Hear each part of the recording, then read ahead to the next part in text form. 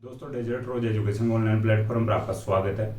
देखिए पिछली क्लास तक अपन जो मुख्य मुख्य प्रजामंडल थे राजस्थान के, जो बड़े बड़े प्रजामंडल थे, उनकी बात कंप्लीट कर लिए हैं। हालांकि जो एग्जाम की दृष्टि से सभी ही मुख्य होते हैं, इंपॉर्टेंट होते हैं, लेकिन जो भी देखिए ज़्यादा फैक्ट जिनके थे जो बार बार में पूछे जाते हैं, ज़्यादातर एग्जाम्स में पूछे जाते हैं, उन प्रजामंडलों की बात पिछली क्लास तक अपन कर लिए थे। यानी 1938 तक या 1938 तक जो प्रजामंडल बने थे उनकी अपन बात कर लिए थे। यानी वापस मैं बताना चाहूँ तो 1931 में जयपुर और बूंदी प्रजामंडल की स्थापना होती है। 1934 में मारवाड़ और हाड़ौती प्रजामंडल की स्थापना होती है। 1936 में बीकानेर और धौलपुर प्रजामंडल की स्थापना होती है। और 1938 में बात किए थे अपन, यानी सबसे ज्यादा प्रजामंडलों की स्थापना 1938 में होती है, क्योंकि उस समय या 1938 में कांग्रेस का जो हरिपुरा अधिवेशन हुआ था, जिसके अध्यक्ष सुभाष चंद्र बोस जी बने हुए थे, उस समय या कांग्रेस के हरिपुरा जो अधिवेशन में 1938 में कांग्रेस ने प्रजामंडलों को अपना समर्थन दे दिया था। तो इस वजह से या इस कारण से यानी राजस्थान में सबसे ज्यादा प्रजामंडलों की स्थापना होती है, जिनमें अपन बात किए थे मेवाड़, शाहपुरा, अलवर, करौली और जो भरतपुर वाले जो प्रजामंडल बने थे। ठीक है, मेवाड़, शाहपुरा, अलवर, भरतपुर और करौली, ये तीनों एक साइड थे, अलवर, भरतपुर और जो करौली प्रजामंडल। और मेवाड़ और शाहपुरा की अपन बात कर चुके हैं। पिछली क्लास जो अपनी जो पूरी रही थी यानी मेवाड़ प्रजामंडल पर आधारित रही थी। ठीक है, तो आज अपन और बात करते हैं जो 1938 के बाद में जो प्रजामंडलों की स्थापना होती है उनके बारे में बात कर लेते हैं। ठीक है, यानी जो आज वाली जो अपनी क्लास है या आज की क्लास है, इसमें प्रजामंडल अपने कंप्लीट हो जाएंगे, प्रजामंडल अपन कंप्लीट कर लेंगे। ठीक है, तो आज अपन बात करते हैं, फिर नेक्स्ट क्लास में अपन राजस्थान का एकीकरण स्टार्ट करेंगे। तो बात करते हैं आज की क्लास में सबसे पहले कोटा प्रजामंडल की, जिसकी स्थापना हुई थी 1939 में।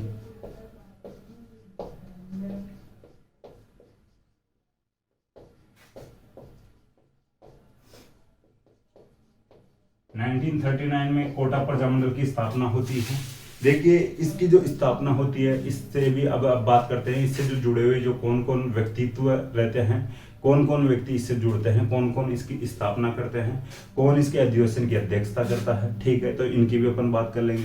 देखिए जो इसके संस्थापकों में अब सबसे इंपॉर्टेंट जो नाम आता है, सबसे जो ऊपर नाम आता है या अपने को याद रखने लायक जो फैक्ट होता है आता है, वो रखना है पंडित नैनूराम शर्मा।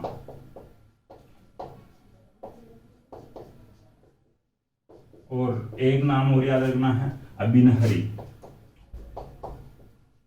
ठीक है, पंडित नैनूराम शर्मा और अभिनहरी ने कोटा प्रजामंडल की स्थापना 1939 में 1939 में की थी। ठीक है, तो ये संस्थापकों में से थे या संस्थापक थे इस कोटा प्रजामंडल के। इसके बाद में अपन बात करते हैं जो इनके दोनों के बारे में भी बात कर लेते हैं, कौन क्या क्या था, किस प्रकार से प्रजामंडलों से जुड़ते हैं। पंडित नैनूराम शर्मा जो थे यानी हाड़ौती में ही यहाँ पे जो थानेदार की नौकरी करते थे, इनको लगा थानेदार की नौकरी में ज्यादा कोई लेना देना है नहीं, अपन यहाँ पे जो थानेदार की नौकरी करेंगे नहीं, इससे तो देते हैं अपन इस्तीफा देकर जनता से जुड़ जाते हैं, एक प्रकार से प्रजामंडलों से जुड़ जाते हैं और प्रजामंडल की गतिविधियों में एक्टिव हो जाते हैं, सक्रिय हो जाते हैं। ठीक है, इनकी बात होगी। अभिनहरी की बात करते हैं। अभिनहरी थे 12 के मांगरोल नामक स्थान के। ठीक है, मांगरोल 12 मांगरोल। ठीक है, तो यहाँ से जुड़े हुए थे या यहाँ के रहने वाले थे अभिनहरी। ये हो गई अपनी स्थापना की बात और संस्थापकों की बात। अब बात आती है इनकी जो कोटा प्रजामंडल का जो अधिवेशन भी होगा और जो प्रजामंडलों के अपन अधिवेशन पढ़ते आए हैं वैसे ही। तो इसका जो फर्स्ट अधिवेशन होता है,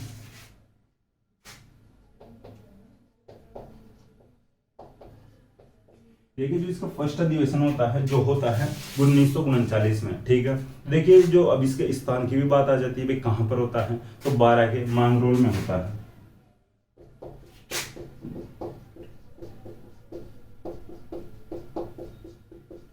ठीक है, क्वेश्चन बन जाएगा कि कोटा प्रजामंडल का प्रथम अधिवेशन कब होता है, तो 1939 में होता है, यानी स्थापना होती है उसी सन में होता है।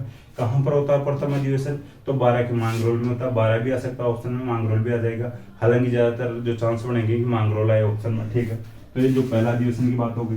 पहले अधिवेशन में अगर अध्यक्ष की बात आती है तो अध्यक्ष कौन बनता है, अध्यक्ष भाई जो अभिनहरी कहते हैं पंडित नैनूराम शर्मा से, यह जो मेरे क्षेत्र में जो अधिवेशन हो रहा है, तो हम तो आपका स्वागत वगैरह जो भी करेंगे, हम जो आपका जो ढंग से ख्याल रखेंगे, केयर करेंगे, जो भी व्यवस्था है वो उसे बढ़ाएंगे। ठीक है, तो पंडित नैनूराम शर्मा को इसका अध्यक्ष बनाया जाता है। ठीक है, तो ये ध्यान रखना। जो कोटा प्रजामंडल का प्रथम अधिवेशन होता है, इसकी अध्यक्षता कौन करता है? तो पंडित नैनूराम शर्मा करते हैं। देखिए, स्वागत अध्यक्ष भी इसमें बनाया गया था। भाई स्वागतकर्ता के रूप में किसे फिक्स किया गया था? आज भी अपने शादी का जो कार्ड छपाया जाता है उसमें एक अलग से कॉलम दिया जाता है स्वागतकर्ता, 2-4 लोगों के नाम दे दिए जाते हैं। हालांकि मैंने तो आज तक कहीं देखा नहीं तो जो उस शादी में जो स्वागतकर्ता कहीं पे एक कोने में दिख जाए, भाई यहाँ पर ये जो स्वागतकर्ता बैठे हैं और ये शादी में स्वागत करेंगे। लेकिन जो भी फॉर्मेलिटीज होती है, जो शादी का कार्ड होता है, यहाँ पर भाई जो स्वागत करता है, ये फलाना फलाना नाम ये है, ये स्वागत करेंगे, स्वागतकर्ताओं में इनका नाम है। ठीक है, तो ये थोड़ा सा ध्यान रखना। तो यहाँ पर देखिए स्वागतकर्ता बनाया जाता है, स्वागत अध्यक्ष बनाया जाता है, ये थोड़ा सा ध्यान रखना। तो वो एक सेठ थे, मोतीलाल सेठ।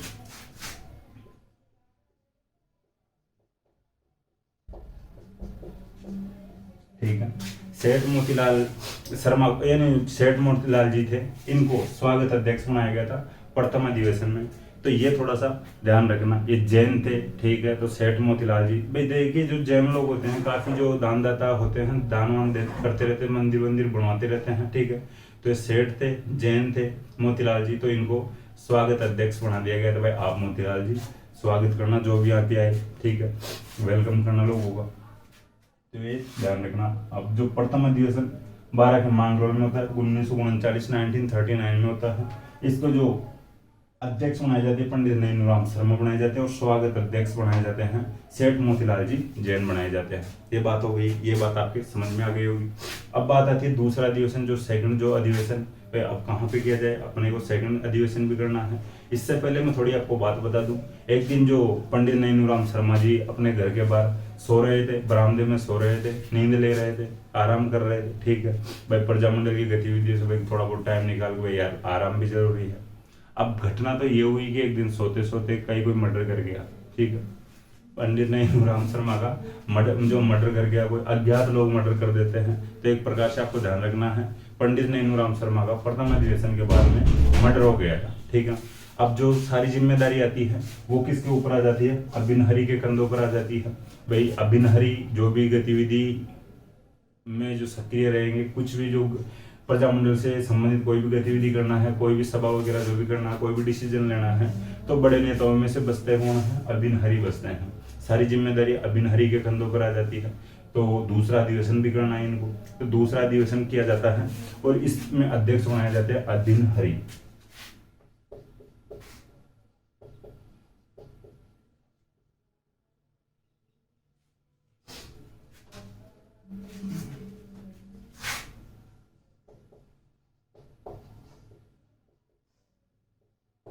ठीक है, ये कोटा में होता है, ये थोड़ा ध्यान रखना। दूसरा अधिवेशन होता है कोटा में होता है, ये 1940 में होता है, 1940 में होता है।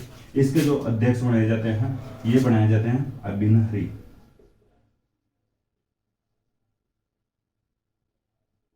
ठीक है, थोड़ा ध्यान रखना। दोनों अधिवेशनों में अध्यक्ष का नाम ध्यान रख लेना, सन ध्यान रख लेना। सन एक तो जो स्थापना होती है उसी सन में किया जाता है 1939 में, और दूसरा अधिवेशन किया जाता है अगले ही साल। ठीक है, तो इस प्रकार से आपको ध्यान रखना पड़ेगा।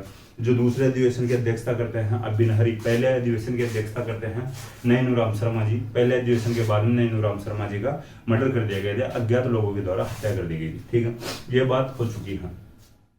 देखिए, बात अब आती है जो इस अधिवेशन में, जो दूसरे अधिवेशन में भाग कौन कौन लेता है। तो विजय सिंह पथिक, अपन जो स्टार्टिंग में नाम लेते आ रहे थे विजय सिंह पथिक का, कोई आंदोलन हो तो वो विजय सिंह पथिक के बिना पूरा नहीं हो पा रहा था। वैसे ही यहाँ पर भी जो अधिवेशन था, दूसरा अधिवेशन था इस आंदोलन यानी कोटा प्रजामंडल का, तो इसमें विजय सिंह पथिक भाग लेने के लिए आते हैं। बात आती है 1942 का जो गांधी जी का भारत छोड़ो आंदोलन चल रहा था। ठीक है, तो इस अधिवेशन के दौरान जो इस आंदोलन के दौरान 1942 के जो गांधी जी के द्वारा चलाए जा रहे यानी भारत छोड़ो आंदोलन के दौरान कोटा प्रजामंडल ने भी बढ़ चढ़कर भाग लिया था यानी भारत छोड़ो आंदोलन में। ठीक है, तो जो लोग थे, ये जो कोटा वाले कोटा प्रजामंडल से जो संबंधित जो लोग थे, जो कोटा का जो नगर प्रशासन था, जो ये नगर प्रशासन पर अधिकार कर लिया था। ठीक है, तो ये ध्यान रखना। कोटा प्रजामंडल के कार्यकर्ताओं ने भारत छोड़ो आंदोलन के दौरान कोटा के नगर प्रशासन पर अधिकार कर लिया था। देखिए, ये थोड़ा सा इंपॉर्टेंट हो जाता है फैक्ट है। भारत छोड़ो आंदोलन से जो जुड़ रहा है प्रजामंडल, एक बड़ा आंदोलन था भारत छोड़ो आंदोलन। ठीक है, उससे भाई एक जो राजस्थान की जो रियासत का जो प्रजामंडल है वो जुड़ रहा है।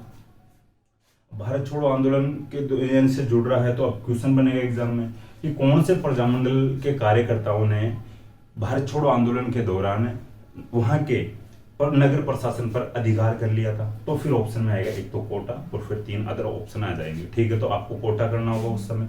ठीक है, तो थोड़ा सा ध्यान रखना। देखिए क्वेश्चन इसी प्रकार से बनते हैं।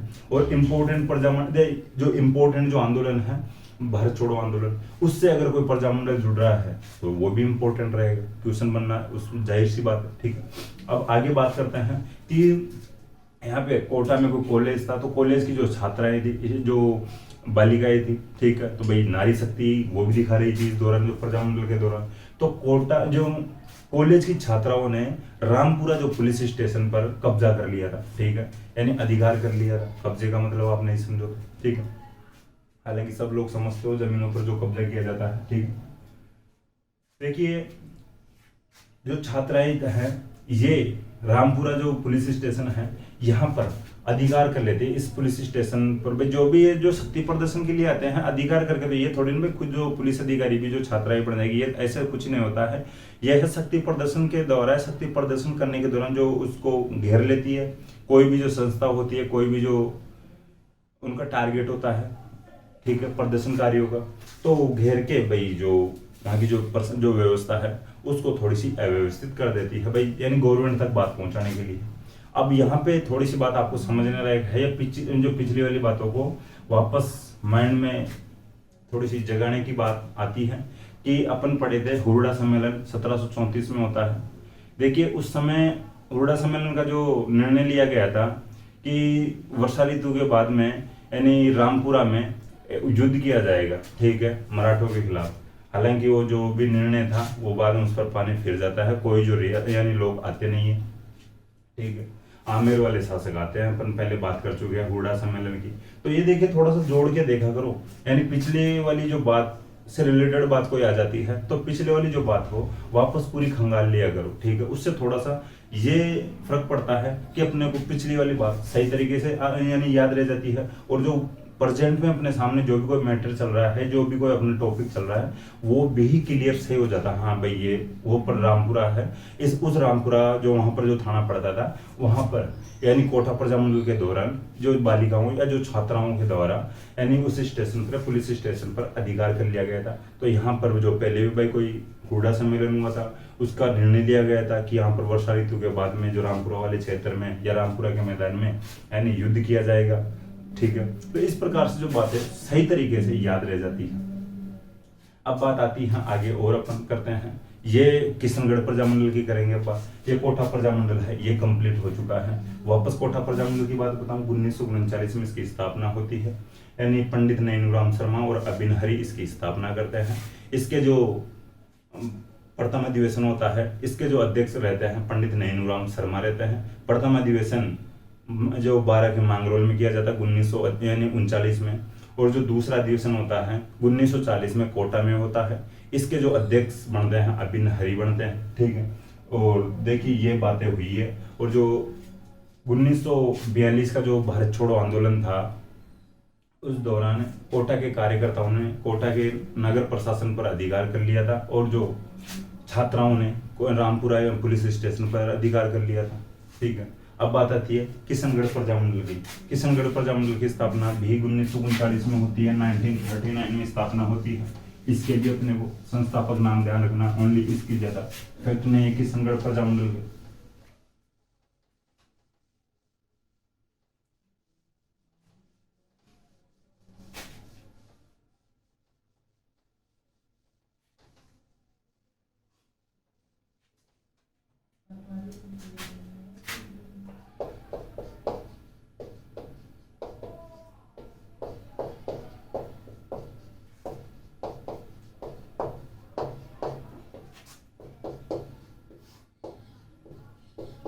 ठीक है, किशनगढ़ प्रजामंडल की बात आती है तो इसकी स्थापना की बात करनी है आपको, यानी स्थापना बात क्या करनी है, स्थापना का सन याद रखना है, और जो इसके संस्थापकों का नाम ध्यान रखना है।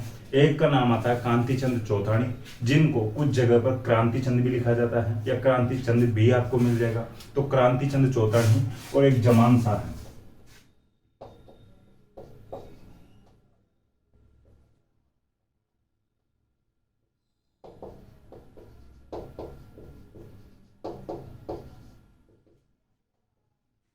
ठीक है। ये दो संस्थापक रहते हैं किशनगढ़ प्रजामंडल के 1939 में इसकी स्थापना होती है। संस्थापक रहते हैं कांति चंद चौतानी, जिनको क्रांति चंद चौतानी भी कुछ बुक्स में अपने उनको नाम मिल जाएगा। अब नाम भाई कुछ भी हो, क्रांति चंद हो, क्रांति करने वाले हो, या कांति चंद हो, ठीक है। एक नाम होता है जो संस्थापकों में है जमान शाह। ये बात होती है किशनगढ़ प्रजामंडल की। ये कंप्लीट है किशनगढ़ प्रजामंडल, ज्यादा कोई फैक्ट नहीं। अब बात आती है सिरोही प्रजामंडल की। सिरोही प्रजामंडल की स्थापना भी 1939 में होती थी।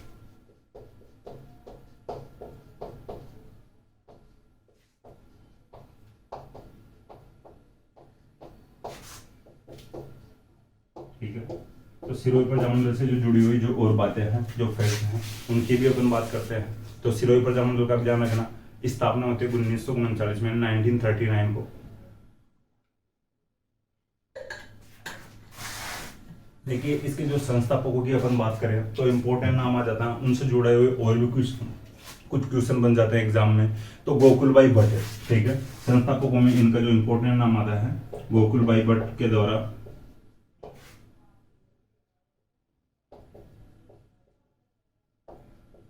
ये इंपॉर्टेंट नाम है भाई गोकुलभाई भट्ट, ठीक है। एक नाम और रहेगा, मैं बता रहा हूं आपको, लेकिन गोकुलभाई भट्ट का नाम थोड़ा सा ध्यान रख लेना। राजस्थान के गांधी के नाम से प्रसिद्ध हुए हैं गोकुलभाई भट्ट, ठीक है।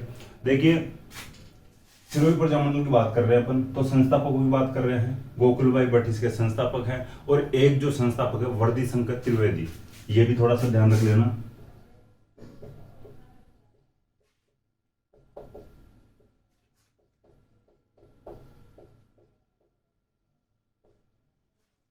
ठीक है, वर्दी शंकर त्रिवेदी। देखिए दो संस्थापक रहते हैं इसके भी, जो सिरोही प्रजामंडल के 1939 में इसकी स्थापना होती है। गोकुलभाई भट्ट और वर्दी शंकर त्रिवेदी इसके जो संस्थापक रहते हैं।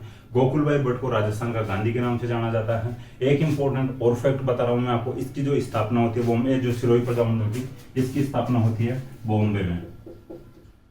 अब देखिए आपको थोड़ा सा याद आ जाना चाहिए वापस, पिछली जो क्लास है अपन बात किए थे बीकानेर प्रजामंडल की स्थापना होती है जो कलकत्ता में, और जो भरतपुर जो प्रजामंडल की होती है स्थापना रेवाड़ी में, ठीक है।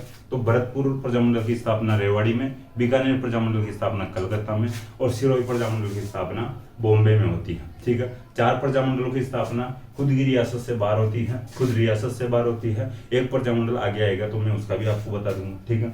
तो सिरोही प्रजामंडल के जो इंपॉर्टेंट फैक्ट है ये है कि गोकुलभाई भट्ट और वर्दी शंकर त्रिवेदी संस्थापक रहते हैं इसके। गोकुलभाई भट्ट को राजस्थान के गांधी के नाम से जाना जाता है। एग्जाम में क्वेश्चन बन जाता है कि राजस्थान का गांधी किसे कहा जाता है या किसे माना जाता है, तो गोकुलभाई भट्ट को माना जाता है, ठीक है।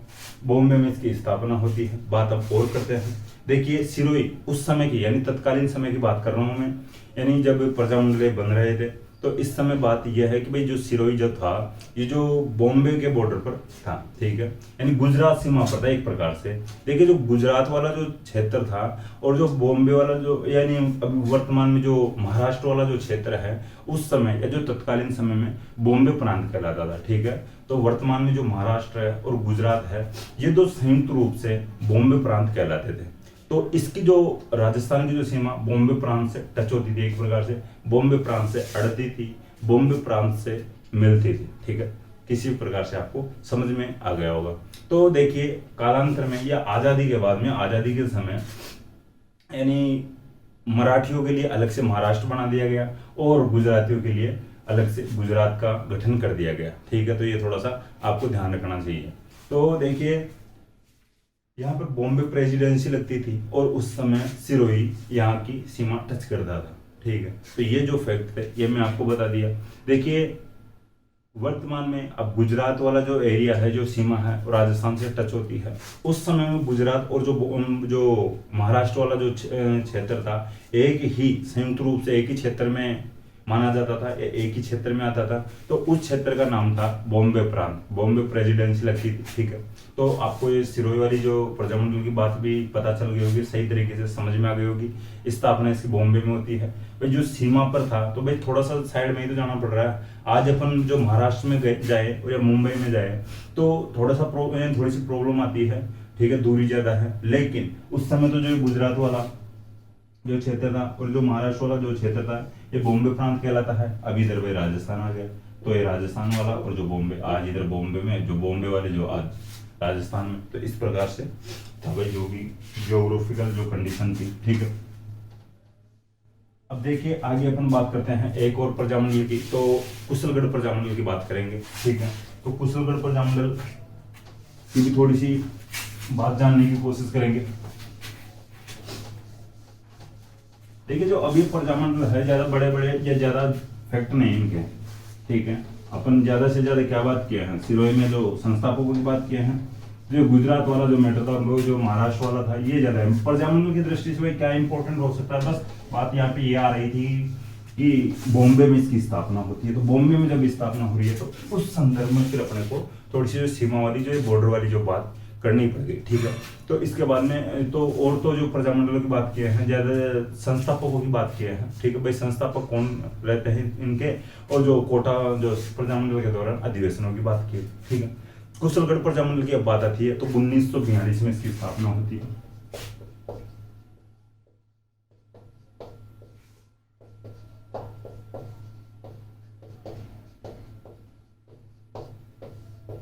ठीक है, देखिए अभी अपन बात कर रहे थे कि 1939 में स्थापना होती है किशनगढ़, यानी किशनगढ़ और सिरोही प्रजामंडल की और कोटा प्रजामंडल की। 1940 और 1941 बीच में गैप लग जाता है, कोई प्रजामंडल नहीं बनता है।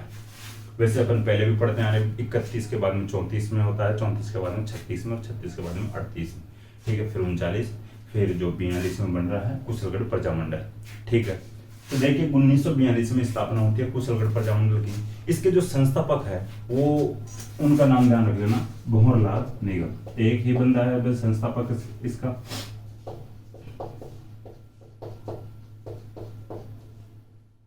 सोनू निगम का कुछ ना कुछ तो लगता होगा शायद, ठीक है। तो थोड़ा सा क्या ये सोच लो कि या मान लो कि सोनू निगम का कोई पहले क्या जो पीढ़ी का बंदा है, सोनू निगम इसी के भी जो पीढ़ी में होंगे। हालांकि मजाक की बात है भाई, ज्यादा सीरियस मत लेना, कहीं सोनू निगम के पास मत पहुंचे ना, पहुंचने के लिए भाई भंवरलाल निगम आपके क्या लगते हैं, ठीक है भाई। तो जो भंवरलाल निगम है, जो इसके संस्थापक रहते हैं कुशलगढ़ प्रजामंडल की। 1942 में स्थापना होती है। देखिए कुशलगढ़ की बात करें अपन, तो कुशलगढ़ जो पहले बांसवाड़ा का भाग हुआ करता था, या बांसवाड़ा का ही हिस्सा हुआ करता था, ठीक है। तो कुशलगढ़ को 1866 में 1866 में अंग्रेजों द्वारा अलग से एक ठिकाना बना दिया गया था, ठीक है। ठिकाना यानी कुशलगढ़ को अलग से ठिकाना बना दिया गया था 1866 ईस्वी में, 1866 ईस्वी में, एडी में, ठीक है। थोड़ा सा ध्यान रखना, कुशलगढ़ पहले बांसवाड़ा का ही हिस्सा हुआ करता था, या बांसवाड़ा का ही भाग हुआ करता था, ठीक है। तो देखिए थोड़ा सा कंफ्यूज मत हो जाना, बांसवाड़ा और कुशलगढ़ की भी बात बताऊं मैं। बांसवाड़ा में जो गोहिलों का रास्ता या गोहिल वंश का रास्ता, और जो कुशलगढ़ जो ठिकाना रहा है, यहाँ पर राठौड़ों का राज रहा था, ठीक है। तो ये थोड़ा सा ध्यान रखना, जो बांसवाड़ा यानी गोहिल रियासत थी, और जो कुशलगढ़ जो ठिकाना था ये राठौड़ों का ठिकाना था। ये भी थोड़ा जानना इंपॉर्टेंट होता है, क्वेश्चन बन जाए डायरेक्ट कि बांसवाड़ा में किस वंश का शासन रहा था, तो गोहिल वंश का शासन रहा था। कुशलगढ़ किस वंश का ठिकाना था, या कुशलगढ़ ठिकाने में किस वंश का शासन रहा था, तो राठौड़ वंश का शासन रहा था। ये भी थोड़ा इंपॉर्टेंट हो जाता है। और 1866 में कुशलगढ़ को अलग कर दिया गया था अंग्रेजों के द्वारा बांसवाड़ा से, ठीक है। तो ये बात आ जाती है। तो आपको यहाँ पर जो प्रजामंडल की दृष्टि से अगर बात करें तो संस्थापक का नाम ध्यान रखना। जुकाम लग रही है बस थोड़ी ढंग से।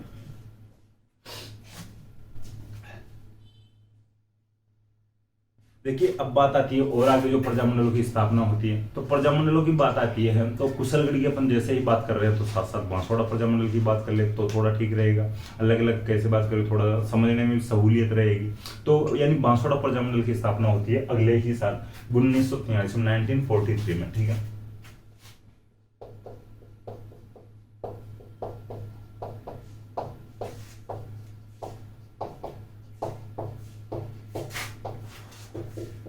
देखिए आपको थोड़ा सा समझ में सही आ गया होगा। अभी शायद मैं ये कुशलगढ़ और बांसवाड़ा वाला जो भी मैटर बताया हूँ कि पहले कुशलगढ़ बांसवाड़ा का ही हिस्सा हुआ करता था।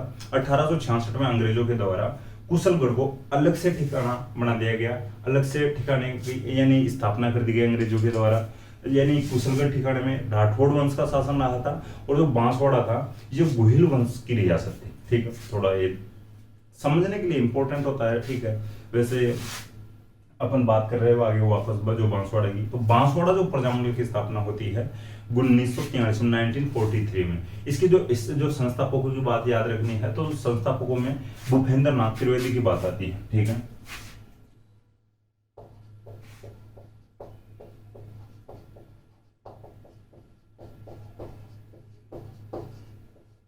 ठीक है, भूपेंद्र नाथ त्रिवेदी का थोड़ा सा ध्यान सही तरीके से रख लेना। और भी इसके जो संस्थापक थे मणिशंकर नागर और धूलजी भाई यानी भावसागर। ठीक है, तो उनका भी नाम ध्यान रखना है।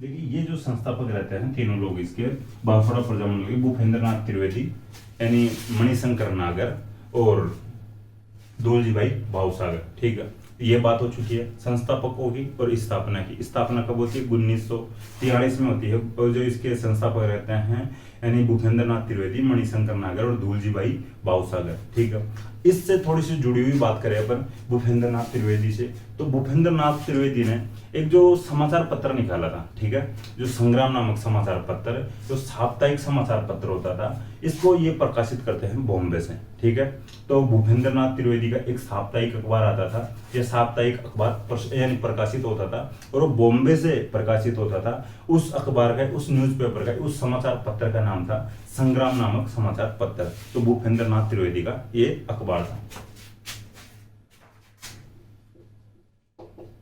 ये अखबार का नाम तो मैं यहाँ पे लिख देता हूँ। ये साप्ताहिक अखबार था, बॉम्बे से प्रकाशित होता था। ठीक है, तो थोड़ा सा इंपॉर्टेंट हो जाता है, क्वेश्चन बन जाएगी संग्राम नामक जो समाचार पत्र कौन प्रकाशित करता था, कहाँ से प्रकाशित होता था, किसका अखबार था या समाचार पत्र था। ठीक है, भूपेंद्र नाथ त्रिवेदी का समाचार पत्र था। इसके बाद में बात करते हैं धूलजी भाई भावसागर से जुड़ी हुई बात। धूलजी भाई भावसागर की एक पत्नी थे। ठीक है, धूलजी भाई भावसागर की जो पत्नी थे विजया बहन थे। ठीक है, विजया बहन।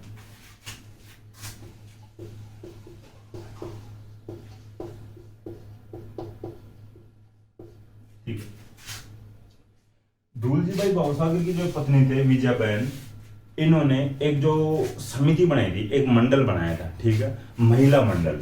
तो ये थोड़ा सा इंपॉर्टेंट हो जाता है क्वेश्चन।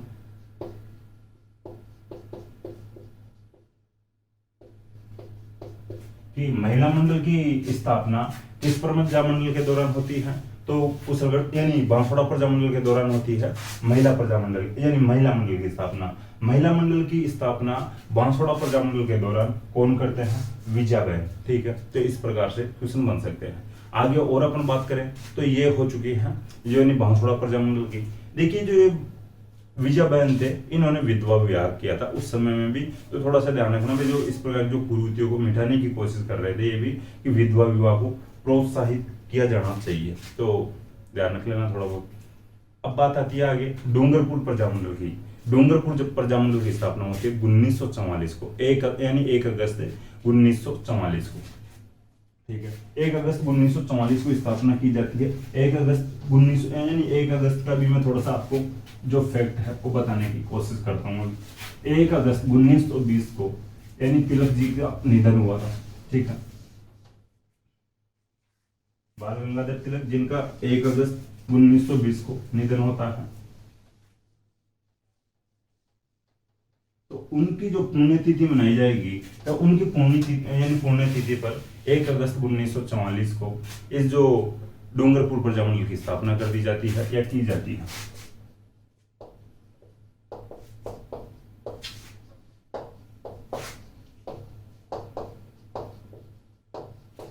ठीक है, तो इसकी डेट लिख देता हूं मैं।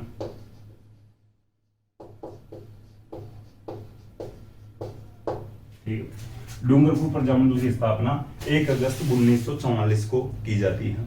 1 अगस्त 1920 को तिलक जी का निधन हुआ था। तो इनकी जो पुण्यतिथि मनाई जा रही थी 1 अगस्त 1944 को, इसी दिन डूंगरपुर प्रजामंडल की स्थापना कर दी जाती है। जो संस्थापकों में जो नाम आता है, भोगीलाल पांड्या और हरिदेव जोशी का नाम आता है, और एक गौरीशंकर उपाध्याय।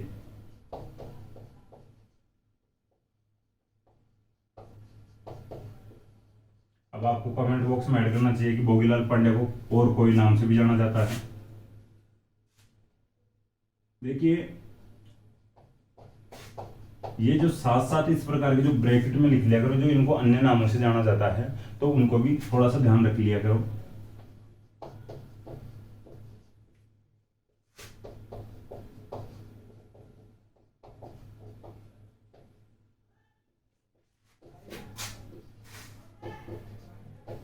ठीक है, भोगीलाल पांड्या, हरिदेव जोशी और गौरीशंकर उपाध्याय। ठीक है, देखिए भोगीलाल पांडे की बात आती है तो इनको वागड़ के गांधी के नाम से भी जाना जाता है। ठीक है, वागड़ के गांधी के नाम से जाना जाता है। वागड़ वाला जो क्षेत्र आपको पता होगा, डूंगरपुर और बांसवाड़ा वागड़ वाला जो क्षेत्र, ये वागड़ क्षेत्र में आते हैं। ठीक है, तो वागड़ का गांधी भोगीलाल पांडे को कहा जाता है। राजस्थान का गांधी की अभी बात कर लिए हैं, गोकुलभाई भट्ट को कहा जाता है। वागड़ का गांधी भोगीलाल पांडे को कहा जाता है। एक अपन बात की थी चिड़ावा का गांधी प्यारेलाल भुट्टा को कहा जाता है। और मोतीलाल तेजावत के बारे में भी थोड़ी बहुत अपन इस प्रकार की बात किए थे कि सिरोही वाले मोतीलाल तेजावत जी को मेवाड़ का गांधी कह देते थे। ठीक है, या कहते थे। तो गांधी, ये नेहरू, इस प्रकार के जो अन्य नामों से जो लोग जाने जाते हैं या उपनामों से जाने जाते हैं, इनका थोड़ा सा ध्यान रख लिया करो। कोई एग्जाम में पूछ लिए जाते हैं, पहले से क्वेश्चन बनते आ रहे हैं, तो अभी भी बन सकते हैं। जुगल किशोर चतुर्वेदी के लिए अपन किस नाम से बात किए थे, इसका आपको कमेंट बॉक्स में ऐड करना चाहिए। ठीक है, राजस्थान का नेहरू का था ना, क्या अपन बात किए थे। तो देखिए भोगीलाल पांड्या को वागड़ का गांधी कहते हैं या कहा जाता है, तो ये डूंगरपुर प्रजामंडल की स्थापना करते हैं। हरिदेव जोशी भी डूंगरपुर प्रजामंडल के संस्थापकों में रहते हैं, और गौरीशंकर उपाध्याय भी डूंगरपुर प्रजामंडल के जो संस्थापकों में रहते हैं। अब हरिदेव जोशी के बारे में बताऊं आपको। हरिदेव जोशी राजस्थान के मुख्यमंत्री का गौरव प्राप्त करते हैं। ये राजस्थान के 3 बार मुख्यमंत्री बने थे। एक जो पहली बार बने थे हरिदेव जोशी 1973 से यानी 1973 से 1977 तक बनते हैं। ठीक है, पहली बार जो मुख्यमंत्री बनते हैं हरिदेव जोशी, ये 1973 से 1973 से 1977 तक जो मुख्यमंत्री रहते हैं। दूसरी बार जो ये मुख्यमंत्री रहते हैं 1985 टू 1988 तक, यानी 1985 से 1988 तक रहते हैं। तीसरी बार जो मुख्यमंत्री रहते हैं जो 1989 से 1990 तक रहते हैं, यानी 1989 टू 80 तक रहते हैं। ठीक है, तो ये वही जो हरिदेव जोशी है, राजस्थान के 3 बार मुख्यमंत्री बने थे। ठीक है, इधर गहलोत जी भी 3 बार तो कंप्लीट करने वाले हैं। हालांकि ये कंप्लीट जो कार्यकाल करते हैं, ये जो हरिदेव जोशी जी जो थे, यानी इनका जो कार्यकाल था वह जो पूरा 5-5 साल का नहीं रहा था। ठीक है, तो थोड़ा सा ध्यान रखना। ये बात आ गई हरिदेव जोशी की, तो यहाँ पर अपन बात कर लिया। गौरीशंकर उपाध्याय की बात करते हैं। गौरीशंकर उपाध्याय का एक जो समाचार पत्र था सेवक, ठीक है, इनका एक समाचार पत्र था। क्वेश्चन बन जाएगी जो सेवक नामक समाचार पत्र था वो किसका समाचार पत्र था, तो गौरीशंकर उपाध्याय का समाचार पत्र था जो सेवक। ये हस्तलिखित समाचार पत्र था जो सेवक हाथ से लिखते थे, ध्यान रख लेना। ठीक है, सेवक नामक समाचार पत्र गौरीशंकर उपाध्याय का समाचार पत्र था। देखिए अपन पहले बात कर चुके हैं कि इसकी जो स्थापना जो बाल गंगाधर तिलक की पुण्यतिथि पर की जाती है। ठीक है, 1 अगस्त 1944 को 1944 को 1 अगस्त 1920 को तिलक जी की मृत्यु होती है, निधन होता है। अब बात आती है, देखिए ये जो प्रजामंडल है डूंगरपुर प्रजामंडल है, ये कंप्लीट हो चुका है। ये देखिए थोड़ा सा ध्यान रख लेना, ये तिलक जी का निधन वाली बात निधन के दिन नहीं हुआ था भाई, उनकी पुण्यतिथि पर हुआ था।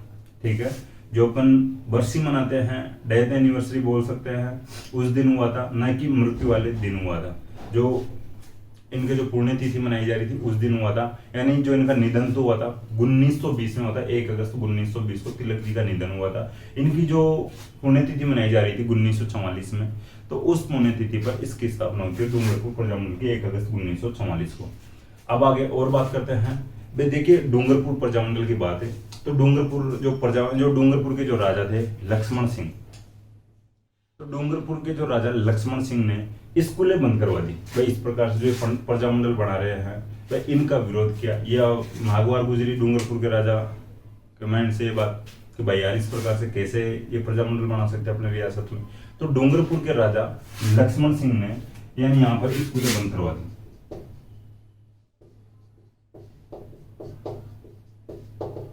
ठीक है, डूंगरपुर के इस समय राजा कौन है?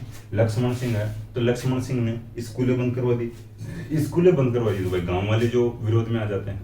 देखिए डूंगरपुर प्रजामंडल के दौरान डूंगरपुर के राजा लक्ष्मण सिंह ने डूंगरपुर में स्कूलें बंद करवा दी। स्कूलें बंद करवा दी तो गांव वाले विरोध में आ जाते राजा के, भाई इस प्रकार से आप स्कूलें बंद कैसे करवा सकते हो, हमारे बच्चे कहाँ पर पढ़ेंगे। हालांकि बच्चे तो खुश होते हैं, बच्चे तो भाई राजा के पक्ष में आ जाते हैं एक प्रकार से। हालांकि छोटे बच्चे सभी राजी होते हैं, स्कूलें बंद कर दी जाती है। तब बचपन में ये होता था कि जो बच्चे जिस सब्जेक्ट से डरते हैं या जो सब्जेक्ट का आज टेस्ट लिया जाना है, जो कॉपी चेक होनी है, उस सर के या उस टीचर के लिए ऐसी ही भगवान से जो दुआएं करते रहते हैं, प्रार्थना ही करते रहते हैं कि भगवान यानी सर के कुछ काम पड़ जाए, आज सर नहीं आए, ये काम हो जाए, सर के वो काम हो जाए। ठीक है, तो इस प्रकार की जो बातें बच्चे तो करते हैं और बच्चे तो एक प्रकार से नारे लगाते हैं, हमारा नेता कैसा हो, लक्ष्मण सिंह जैसा हो, हमारा राजा कैसा हो, लक्ष्मण सिंह जैसा हो। ठीक है, लेकिन जो घर वालों जो बच्चों के जो पेरेंट्स जो गाँव वाले थे उनको गलत लगा भाई इस प्रकार से राजा द्वारा स्कूलें बंद करना, भाई बच्चे कहाँ पे पढ़ेंगे। तो राजा ने कह दिया भाई स्कूलें बंद है तो बंद है, मैंने तो बंद कर दी, ठीक है आपकी जो जैसे वैसे कर लो। अब जो डूंगरपुर के जो कार्यकर्ता थे, जो प्रजामंडल के कार्यकर्ता थे, इन्होंने प्रयाण सभाओं का आयोजन किया। इंपॉर्टेंट फैक्ट भाई ये थोड़ा सा ध्यान रख लेना, प्रयाण सभाएं कहां पर की गई थी? तो डूंगरपुर प्रजामंडल के दौरान डूंगरपुर में की गई थी। क्यों की गई थी? इन राजा द्वारा स्कूल बंद करने के कारण फिर शिक्षा के प्रचार प्रसार के लिए की गई थी। प्रयाण सभा का जो अर्थ मैं बता रहा हूँ, शिक्षा के प्रचार प्रसार के लिए की गई थी और इसके माध्यम से प्रयाण सभाओं के माध्यम से स्कूलें स्थापित की जाती है। ठीक है, कि ये जो प्रयाण सभाएं करते हैं इसके दौरान जो गांव में या जो डूंगरपुर में यानी बातचीत करते हैं लोगों से, भाई जो कोई इंटेलिजेंट बंदा वो हाथ खड़ा करो, कोई इंटेलिजेंट बंदा हाथ खड़ा कर दे, भाई ठीक है आज से तो इस गांव के जो लोग हैं, इस जो कस्बा के लोग तो क्या भाई इस जो कस्बे के जो स्टूडेंट है, जो छोटे बच्चे हैं, उनको शिक्षा तू देगा, तेरी जिम्मेदारी। भाई जो भी इंटेलिजेंट बंदा हो वो जो भी नॉलेज दे सकता है वो पढ़ा सकता है। राजा बंद कर दिया तो कोई बात नहीं है, लेकिन अपने तो बच्चों की जो पढ़ाई है वो जारी रखते हैं, सुचारू रखते हैं।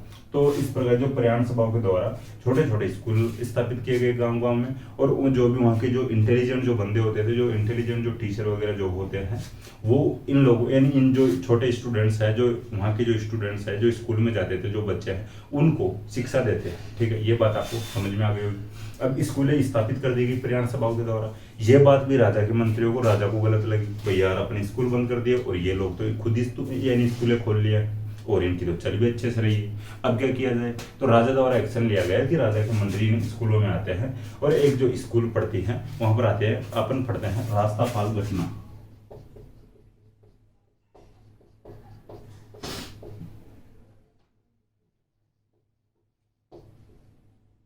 ठीक है, रास्तापाल घटना अपन पढ़ते हैं आगे, इंपॉर्टेंट घटना है। इससे जुड़ी हुई जो क्वेश्चन, इससे जुड़े हुए जो क्वेश्चन बनते हैं वो भी मैं आपको बताऊंगा किस प्रकार से क्वेश्चन पूछे जाते हैं। राजा ने प्रयाण सभाओं को विरोध किया तो फिर अब आगे घटना होती है। राजा के मंत्री आते हैं। रास्तापाल एक जो गांव का नाम है, एक जो जगह का नाम है, एक स्थान का नाम है। यहाँ पर एक घटना होती है 19 जनवरी 1947 को। ठीक है, 1947 में जो घटना होती है 19 जून को होती है।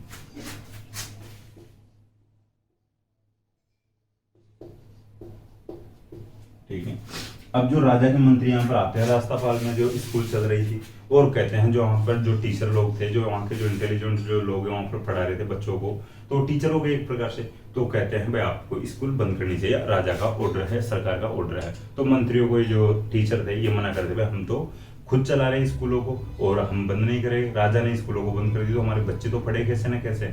तो मंत्री कहते हैं भाई यार फालतू की जो ज्ञान व्यान तो झाड़ी मत और इस स्कूल को बंद कर दे, फालतू में लेने की देने पड़ जाएगी, खून खराब हो जाएगा। ठीक है, मारे जाओगे, क्या का मतलब है, काम में आ जाओगे। फिर भी ये लोग विरोध करते हैं और ये स्कूलें बंद नहीं करते हैं। देखिए यहाँ पर जो दो टीचर हैं क्या नाम आता है, एक तो नाना भाई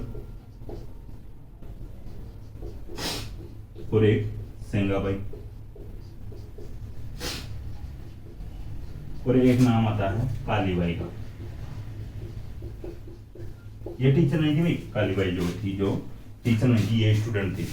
अब देखिए ये जो विरोध करते हैं टीचर यहाँ पर स्कूल में, रास्तापाल में, कि हम स्कूल बंद नहीं करेंगे, तो जो राजा के जो लोग थे, जो राजा के मंत्री थे, उन लोगों ने यहाँ पर फायरिंग कर दी। फायरिंग करी तो जो जो नानाबाई थे, नानाबाई पर जो गोली चला दी एक प्रकार से, तो नानाबाई तो वहीं पे काम में आ जाते हैं, नानाबाई वहीं पे मारे जाते हैं, शहीद हो जाते हैं। ठीक है, शिक्षा के लिए लड़ते हुए जो मारे जा रहे हैं, जो अपने प्राण न्यौछावर कर रहे हैं, तो शहीद का दर्जा दे सकते हैं।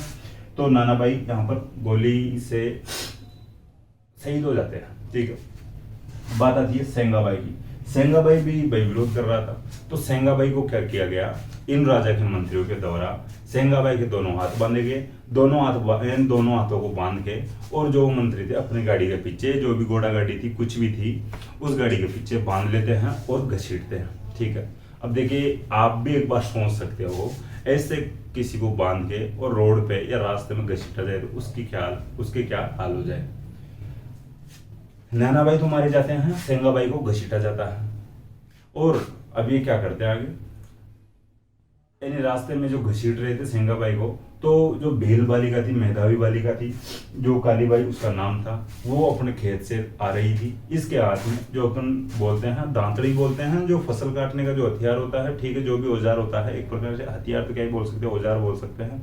ठीक है, तो इस जो भी अपनी जो गठरी लेके आ रही थी, जो सिर पे जो भी फसल वगैरह जो भी काट के ला रही थी, चारा वारा ला रही थी जानवरों के लिए, पशुओं के लिए, तो इसके हाथ में दांतली, जिसको दराती भी बोल सकते हैं, कुछ जो देखिए अलग अलग जो नाम हो सकते हैं स्थानीय क्षेत्र में, भाई किसी क्षेत्र में क्या बोलते हैं, लेकिन हम जो मेरे वाला क्षेत्र है, जो मैं सुनता आया हूँ, दांतली सुनता आया हूँ। ठीक है, जो हंसिया बोलते हैं अपन हिंदी में उसको।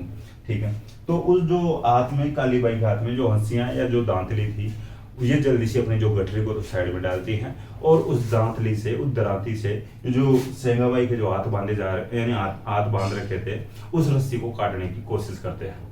अब देखिए जो राजा के मंत्री थे वो भी वापस गोली चलाते हैं, और वो कालीबाई जो थी, भील बालिका थी, ये मारी जाती है, ये शहीद हो जाती है अपने अध्यापक को बचाने के चक्कर में। हालांकि जो सेंगाबाई थे ये तो घायल हो जाते हैं, और कालीबाई मारी जाती है या शहीद हो जाती है। अब यहाँ से बात आ रही है कि कौन जो शहीद हुए थे इस घटना में, रास्तापाल घटना में, जो 19 जून 1947 को होती है। नानाबाई शहीद हो जाते हैं और कालीबाई शहीद हो जाती है। ये जो नानाबाई जो टीचर थे और जो स्टूडेंट कालीबाई थी, इन दोनों की जो मूर्तियां हैं वो डूंगरपुर में लगी हुई है। डूंगरपुर में एक पर्सी झील है, ये भी थोड़ा सा ध्यान रख लेना है। इसके वजह यानी इसके साथ साथ अपने को ये भी बात पता चल रही है कि गैप सागर झील कहां पर है, तो यह डूंगरपुर में है। तो ये जो गैप सागर जो झील है, इस झील पर इन लोगों की मूर्तियां हैं, नानाबाई और कालीबाई की, जो अध्यापक और एक प्रकार से जो छात्रा है, यानी टीचर और स्टूडेंट की जो मूर्तियां लगी हुई है गैप सागर झील डूंगरपुर का। ठीक है, देखिए जो गांव का नाम सिरपुर या सूरपुर गांव है, यहाँ पर जो ये झील है। ठीक है, तो ये थोड़ा सा ध्यान रखना, सूरपुर गांव का नाम है, यहाँ पर जो ये मूर्ति लगी हुई है, जो यहाँ पर जो झील है। लेकिन आपको ये सूरपुर गांव वाला ज्यादा याद नहीं रहे तो चलेगा, या कोई बात नहीं है, याद नहीं रहे, लेकिन आपको ये याद रखना है गैप सागर झील कहाँ पर, डूंगरपुर में है। कालीबाई और नानाबाई की जो मूर्तियां कहाँ पर लगी हुई है, तो गैप सागर झील के किनारे पर लगी हुई है, ये थोड़ा सा ध्यान रखना है। ठीक है, अब आगे बात करें, देखिए जो ये सेंगाबाई थे ये घायल हो जाते हैं। एक घटना और होती है, यानी पूनावाड़ा कांड। ठीक है,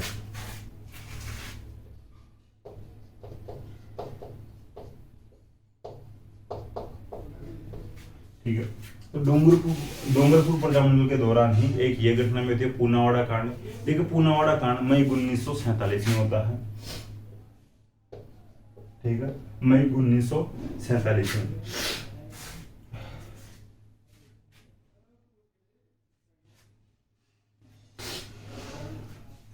देखिए मई 1947 में जो पूनावाड़ा कांड होता है, तो इस दौरान एक जो शिवराम बिल घायल हो जाते हैं।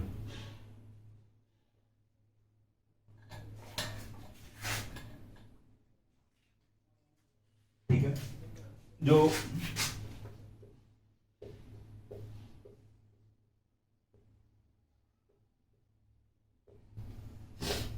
शिवलाम पूनावाड़ा कांड में घायल हो जाते हैं 1947 में, मई 1947 में, 1947 में। ठीक है, देखिए एक बात और लिख लेना आप, जो कालीबाई की याद में यानी बालिका शिक्षा में या बालिका यानी शिक्षा के क्षेत्र में एक जो मेधावी बालिकाओं को यानी एक पुरस्कार दिया जाता है कालीबाई की याद में, कालीबाई के नाम से। ठीक है, बालिका शिक्षा के क्षेत्र में कालीबाई मेधावी पुरस्कार दिया जाता है। तो ये थोड़ा सा ध्यान रखना इंपॉर्टेंट है। राजस्थान की जो वैकेंसीज होती है, उनकी जो एग्जाम लगती है, उनमें इंपॉर्टेंट जो क्वेश्चन बन जाता है ये कालीबाई जो पुरस्कार है इससे संबंधित। ठीक है, ये तो बहुत भाई रीजनल सा एक क्वेश्चन हो गया कि कालीबाई की और जो नानाबाई की जो मूर्तियां कहाँ पर है, ये गैप सागर झील डूंगरपुर में है, लेकिन गैप सागर झील पर है या डूंगरपुर में है।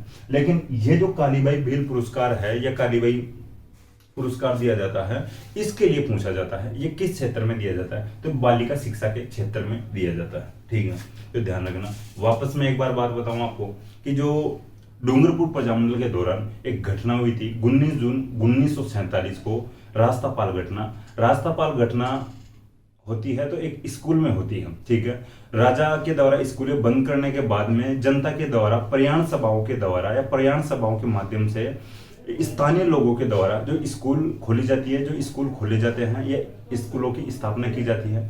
उस जो स्कूलों में राजा के मंत्री आते हैं और जो नानाबाई और सेंगाबाई नामक जो टीचर थे, जो अध्यापक थे, उनको स्कूल बंद करने के लिए बोलते हैं वापस। लेकिन वो जो टीचर थे, जो अध्यापक थे, इन्होंने स्कूल बंद नहीं किया और जो नानाबाई को तो जो राजा के मंत्री थे वो वहीं पर मार देते हैं, गोली चला देते हैं। और जो सेंगाबाई नामक जो अध्यापक था उसके हाथ बांधकर इन गाड़ी से घसीटा जाता है। रास्ते में कालीबाई जो मेधावी छात्रा थी, जो भील बालिका थी, वो खेत से आ रही होती है, उसके हाथ में दराती या दांतली थी। वो सेंगाबाई को बचाने का प्रयास करती है और रस्सी को काटने का प्रयास करती है, लेकिन जो राजा के मंत्री थे कालीबाई को मार देते हैं, कालीबाई पर भी गोली चला देते हैं। इससे वो मर जाती है या शहीद हो जाती है अपने अध्यापक को बचाते हुए। कालीबाई और जो नानाबाई जो अध्यापक थे, कालीबाई तो छात्र थी और नानाबाई अध्यापक थे, इन दोनों की मूर्तियां डूंगरपुर में गैप सागर झील के किनारे पर स्थित है, सूरपुर गांव में पड़ती है, जो इनकी जो मूर्तियां लगी हुई है, जो स्थान है। ठीक है, देखिए जो बालिका शिक्षा के क्षेत्र में कालीबाई के नाम पर पुरस्कार दिया जाता है, कालीबाई पुरस्कार, यह बात आपको समझ में आ गई होगी। इसके बाद में अपन बात करते हैं जैसलमेर प्रजामंडल की। जैसलमेर प्रजामंडल की स्थापना होती है 1945 में।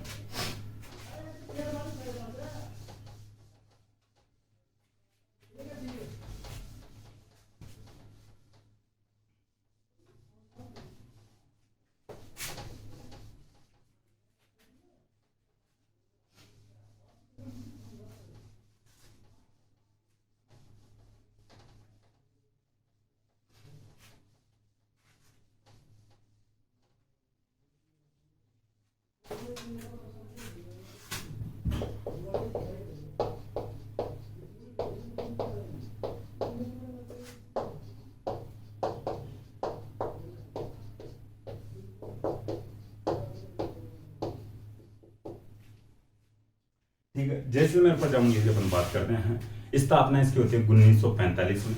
देखिए जैसलमेर में, ठीक है, जैसलमेर में जो जनजागृति फैलाने का जो काम करते हैं या श्रेय जिसको दिया जाता है, सागरमल गोपा को दिया जाता है।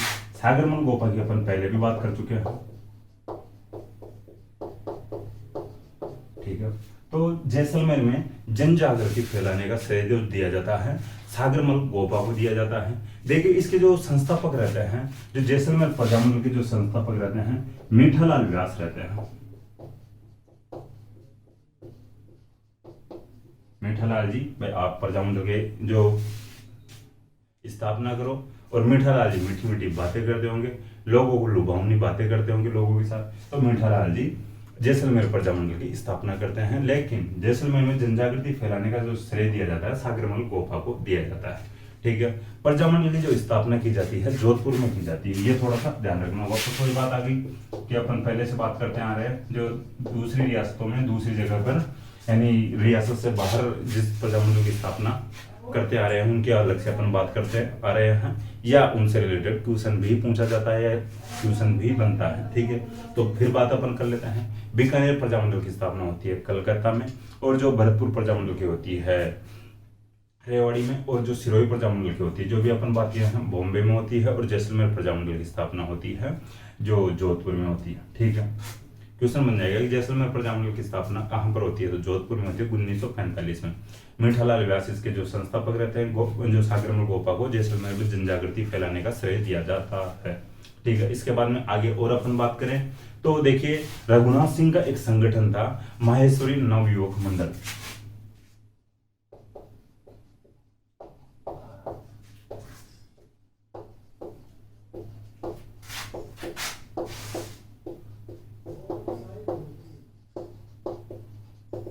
रघुनाथ सिंह की भी अपन थोड़ी बहुत बात कर चुके हैं। रघुनाथ सिंह का जो मुकदमा जो नामक जो पुस्तक लिखे थे, यानी सागरमल गोपा लिखे थे।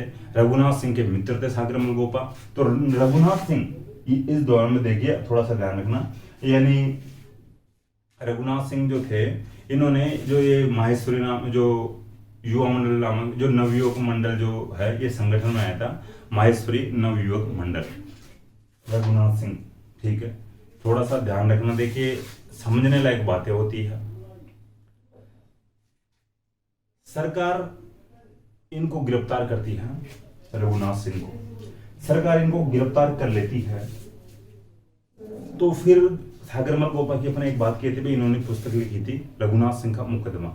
इनके साथ जो भी इनका जो मुकदमा चलाया गया है, इनको गिरफ्तार किया गया, इस पर आधारित एक पुस्तक लिखते हैं सागरमल गोपा, रघुनाथ सिंह का मुकदमा। तो ये बात अपन पहले भी कर चुके हैं, तो अभी भी कर लिए हैं, थोड़ी सी सही तरीके से याद रह जाएगी। देखिए यहाँ पर भी लिख लेना, जो सागरमल गोपा की पुस्तक रघुनाथ सिंह का मुकदमा, तो यहाँ पर भी थोड़ी सी सही तरीके से याद रह जाएगी। अब और आगे बात करते हैं, तो एक विजय नामक समाचार पत्र का लिख लेना साइड में आकर, विजय, जो जैसलमेर रियासत का जो प्रथम समाचार पत्र था। ठीक है, विजय नामक जो समाचार पत्र था, जैसलमेर का प्रथम समाचार पत्र था। ये 1920 से 1920 से प्रकाशित होना शुरू होता है। इसका प्रकाशन 1920 से 1920 से शुरू किया जाता है। विजय नामक समाचार पत्र किस रियासत का समाचार पत्र था, तो जैसलमेर रियासत का प्रथम समाचार पत्र कौन सा था, विजय समाचार पत्र। ये कहां से, यानी ये कब से शुरू किया गया था, तो 1920 से शुरू किया जाता है। ये बात हो चुकी है जैसलमेर प्रजामंडल की। इसके बाद में बात करते हैं प्रतापगढ़ प्रजामंडल की।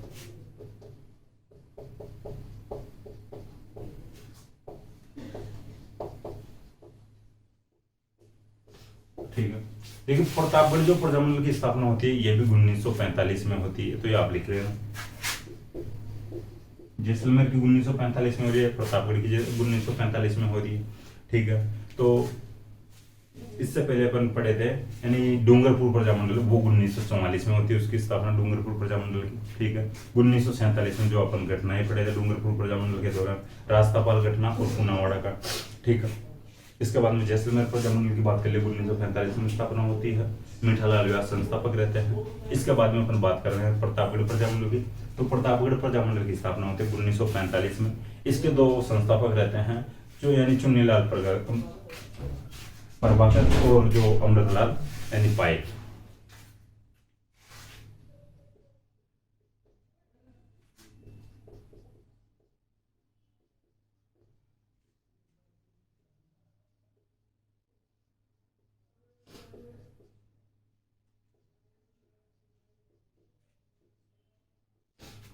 अमृतलाल पायक और चुन्नीलाल प्रभाकर इसके जो संस्थापक रहते हैं। तो इम्पोर्टेंट यही फैक्ट है प्रतापगढ़ प्रजामंडल का कि ये कब बनता है, तो 1945 में बनता है। इसके संस्थापक कौन रहते हैं, अमृतलाल पायक और चुन्नीलाल प्रभाकर। ठीक है, ये जो प्रजामंडल था, इसकी स्थापना होती है ठक्कर बाबा की प्रेरणा से। तो लिख लेना आप, साइड में लिखना चाहो तो प्रतापगढ़ प्रजामंडल की स्थापना ठक्कर बाबा की प्रेरणा से अमृतलाल पायक और चुन्नीलाल प्रभाकर कर रहे थे। अपन ऐसे ही बात कर रहे थे एक शाहपुरा प्रजामंडल की।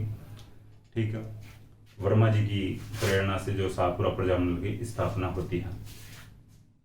तो ये इस प्रकार जो प्रेरणा देखिए ज्यादा इंपॉर्टेंट तो नहीं होते, लेकिन थोड़ा समझने के लिए जरूरी होता है। और कोई भाई क्वेश्चन भी बना दे भाई ये कि किस प्रजामंडल की स्थापना ठक्कर बाबा की प्रेरणा से हुई थी, और तो प्रतापगढ़ प्रजामंडल की हुई थी, और या किस प्रजामंडल की जो स्थापना माणिक्यलाल वर्मा जी की प्रेरणा से हुई थी। तो वहां पर अपन लादूराम व्यास और रमेश चंद्र ओझा का नाम पढ़े थे, ठीक है। तो ये थोड़ा सा ध्यान रख लेना यहाँ पर भी। तो प्रतापगढ़ प्रजामंडल की स्थापना करवा चुके हैं अपन। ये प्रतापगढ़ प्रजामंडल है, ये कंप्लीट हो चुका है। आज जो ठक्कर बाबा की अपन एक जगह और पहले बात किए थे, जो आदिवासी जो आंदोलन चल रहे थे उस दौरान आदिवासियों को उत्थान के लिए इन्होंने थोड़ा बहुत जो इनकी भूमिका निभाई थी, ठीक है। तो ठक्कर बाबा का नाम यहाँ पर भी आया है। इसके बाद में बात करते हैं झालावाड़ प्रजामंडल की। तो देखिए झालावाड़ जो प्रजामंडल की स्थापना होती है 1946 में होती है, और जो आज का लास्ट प्रजामंडल है और प्रजामंडलों का भी लास्ट प्रजामंडल है। प्रजामंडलों की जो क्लास आज कंप्लीट हो रही है, एक प्रकार से मैं सीधी बात कहूं तो भाई जो प्रजामंडलों में सबसे लास्ट प्रजामंडल है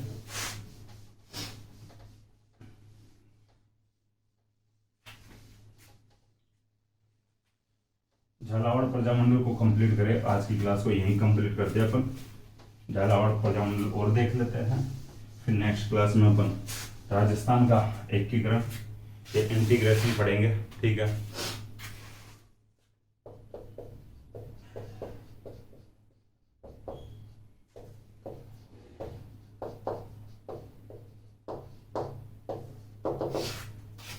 उन्नीस सौ 46 में इसकी स्थापना होती है। इसके जो इस संस्थापक रहते हैं मांगीलाल भव्य रहते हैं।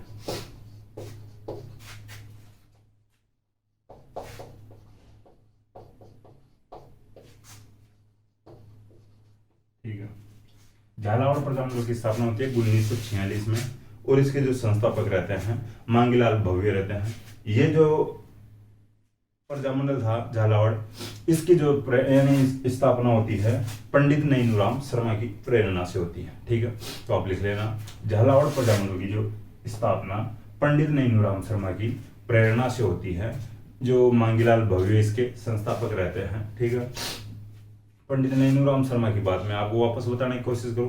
पंडित नैनूराम शर्मा उधर भाई मैं बोल रहा था पहले थानेदार की नौकरी वोकरी करते थे, छोड़ देते हैं, प्रजामंडलों से जुड़ जाते हैं और बाद में पत्रों का काम संभाल लेते हैं। देखिए अब ये हो सकता है यानी भाटे फोड़ने का काम अपन नहीं कह सकते, लेकिन शायद ये भी करते हो। लेकिन इमारती पत्थर आते हैं उनका कुछ जो भी बिजनेस था इनका सही है, थोड़ी ना गए इतने बड़े नेता वेता है भाटे वाटे फोड़ेंगे, ठीक है, ट्रोलियां भरवाएंगे। तो ये पत्थरों का काम करने लग गए थे, तो इधर घूमते रहते थे, यानी कोटा से झालावाड़ की साइड आ जाते थे, ठीक है। तो ये फिर यानी एक प्रकार से राय देते हैं इन लोगों को, और भाई यार आपको प्रजामंडल की स्थापना करनी चाहिए, प्रजामंडल बनाना चाहिए। तो पंडित नैनूराम शर्मा की प्रेरणा से झालावाड़ प्रजामंडल की स्थापना होती है 1946 में। मांगीलाल भव्य जो इसकी स्थापना करते हैं झालावाड़ प्रजामंडल की, ठीक है। अब बात आती है झालावाड़ के राजा हरिश्चंद्र थे, राज राणा, जिनको अपन पहले झालावाड़ का जो इतिहास पढ़ रहे थे तब मैं आपको बता दिया था कि झालावाड़ के राजाओं की उपाधि हुआ करती थी राज राणा। तो झालावाड़ के राजाओं को राज राणा कहा जाता था। तो राज राणा हरिश्चंद्र यहाँ के राजा थे। तो ये बहुत भाई देखिए कुछ ज्यादातर अपन रियासतें पढ़े हैं, वहां पर प्रजामंडल पढ़े हैं, तो वहां पर यानी राजा विरोध करते थे प्रजामंडलों का भी और प्रजामंडल राजाओं का विरोध करते थे। लेकिन यहाँ के राजा का सिस्टम है, जो इस झालावाड़ प्रजामंडल का सिस्टम है थोड़ा सा उल्ट है, एक प्रकार से उन जो और प्रजामंडलों का उल्टा कर दो, ये हो सकता है, ये कह सकते हैं अपन। तो जो राज राणा हरिश्चंद्र जो थे ये झालावाड़ में खुद ही या खुद के नेतृत्व में ही यानी उत्तरदायी शासन की स्थापना करते हैं। राजा राणा हरिश्चंद्र ने झालावाड़ में खुद के नेतृत्व में यानी उत्तरदायी सरकार की स्थापना कर दी थी कि भाई मैं खुद प्रधानमंत्री बनता हूं और मैं जनता को भी शासन सौंपता हूं, अपन सरकार बनाते हैं, उत्तरदायी शासन की स्थापना करते हैं और मैं यहाँ का खुद प्रधानमंत्री बन जाता हूं और अपने में से ही जो मंत्री परिषद बनाई जाएगी और जनता को भी जो शासन सौंपा जाएगा, उत्तरदायित्व सौंपा जाएगा, ठीक है। तो झालावाड़ में जो राजा राणा हरिश्चंद्र ने खुद के नेतृत्व में ही झालावाड़ में उत्तरदायी सरकार की स्थापना कर ली थी और खुद प्रधानमंत्री बन जाते हैं, ठीक है। तो एक प्रशंसा करने वाला काम है एक प्रकार से भाई। और राजा विरोध करते थे इस प्रकार से प्रजामंडलों का, आपस में लड़ाई झगड़े चल जाते थे, विरोध होते थे, ठीक है, आंदोलन किया जा रहा था। लेकिन यहाँ के जो अच्छे भले राजा थे जो राजा राणा हरिश्चंद्र, ये खुद के नेतृत्व में ही आगे आकर सरकार बना लेते हैं, उत्तरदायी सरकार की स्थापना कर देते हैं, ठीक है। ये बात हुई है। देखिए ये अपन थोड़ी बहुत इस प्रकार की बातें करते आए हैं जो प्रजामंडल है। अब मेंस में बात आती है, जो जो मेंस वाले जो एग्जाम होते हैं उनमें भाई जो प्रजामंडलों का महत्व पूछ लिया जाता है, प्रजामंडलों के जो कारण पूछ लिए जाते हैं, प्रजामंडलों के जो परिणाम पूछ लिए जाते हैं, वो आप खुद तैयार कर सकते हो या एक क्लास और अपन बना लेंगे। ठीक है, भाई नेक्स्ट क्लास में तो अपन राजस्थान का एकीकरण स्टार्ट करेंगे, या होगा या कोशिश करेंगे तो मैं मौखिक आपको समझा दूं, जो यानी प्रजामंडलों के जो कारण, परिणाम और महत्व। ठीक है, तो मेंस जो एग्जाम्स होते हैं उनमें पूछ लिए जाते हैं इस प्रकार के जो क्वेश्चन भी आप खुद भी तैयार कर सकते हो। ठीक है, अपन जो प्रजामंडल पढ़े हैं उनमें कारण अपन पहले जो जन विद्रोह वगैरह पढ़े थे वहां से कारण निकल सकते हैं इनके। ठीक है, इसके जो परिणाम और महत्व जो निकल सकता है, जो तैयार कर सकते हैं जो प्रजामंडल पढ़े हैं उनमें से ही कारण यानी जो महत्व और जो परिणाम जो निकल कर सामने आएंगे। ठीक है, तो इसके द्वारा क्या किया गया था, किस प्रकार से जो उत्तरदायी सरकारों की स्थापना होती है, नेता किस प्रकार से जो गतिविधियां लाते हैं, किस प्रकार से जनता को यानी जगाते हैं या जनता को अपने साथ में ले पाते हैं, जनता को किस प्रकार से आकर्षित कर पाते हैं। ठीक है, तो इस प्रकार से कुछ यानी कैसे न कैसे अपन सही तरीके से अगर पढ़ेंगे तो सब जो क्वेश्चन होते हैं जो मेंस वाले एग्जाम्स में जो क्वेश्चन बनते हैं वो अपन तैयार कर सकते हैं। ठीक है, और अपन जो प्रजामंडलों के दौरान बात करते आए हैं, जो यानी जो किसी प्रजामंडल की जो स्थापना होती है, बार होती है, तो उनका भी थोड़ा सा ध्यान रख लेना। मैं वापस एक बार बताने की कोशिश करूंगा। बीकानेर प्रजामंडल की स्थापना होती है कलकत्ता में, भरतपुर प्रजामंडल की होती है स्थापना रेवाड़ी में, और जो सिरोही प्रजामंडल की स्थापना होती है बॉम्बे में, और जैसलमेर प्रजामंडल की स्थापना होती है जोधपुर में। ठीक है, तो ये 4 प्रजामंडल थे, इनकी स्थापना रियासत से बाहर होती है। ठीक है, बीकानेर की कलकत्ता, जो भरतपुर की रेवाड़ी, जो सिरोही की बॉम्बे और जैसलमेर की जोधपुर। तो क्वेश्चन इस प्रकार से बन जाता है कि निम्नलिखित में से किस प्रजामंडल की स्थापना या तो बॉम्बे, रेवाड़ी इनमें से कहां पर हुई है, या खुद की रियासत से बाहर हुई है। तो वह निम्नलिखित में से किस प्रजामंडल की स्थापना खुद रियासत या खुद की रियासत से बाहर हुई है। तो इस प्रकार के जो क्वेश्चन बन जाते हैं, फिर ऑप्शन आपको सामने आएंगे। एक तो ऐसा होगा ऑप्शन कि उस जो प्रजामंडल का या उस रियासत का नाम होगा भाई किसकी हुई है, और जो देखिए ऑप्शन क्लियर आपको करना पड़ेगा, इससे जो भी रिलेटेड जो बातें होती है। ठीक है, अपन और जो प्रजामंडल के दौरान ही बात किए हैं कि कुछ लोगों को उनके उपनाम से जाना जाता है। ठीक है, जैसे अपन राजस्थान का गांधी की बात करते हैं तो राजस्थान का गांधी कहा जाता है गोकुल भाई भट्ट, वागड़ का गांधी कहा जाता है भोगीलाल पांड्या को। एक अपन बात किए थे चिड़ावा का गांधी, तो प्यारेलाल गुप्ता को चिड़ावा का गांधी कहा जाता है। और मोतीलाल तेजावत के बारे में भी जो बात करे थे उनको सिरोही वाले मेवाड़ के गांधी कहते थे। ठीक है, तो वापस मैं आपको एक बार बताऊं, ये देखिए इंपॉर्टेंट जो फैक्ट होते हैं इनको आपको कैसे न कैसे रटना ही पड़ेगा, याद रखना ही पड़ेगा। ठीक है, जैसे राजस्थान का गांधी आते ही आपको याद रखना चाहिए जो गोकुल भाई भट्ट, वागड़ का गांधी जो बात आते ही भोगीलाल पांड्या।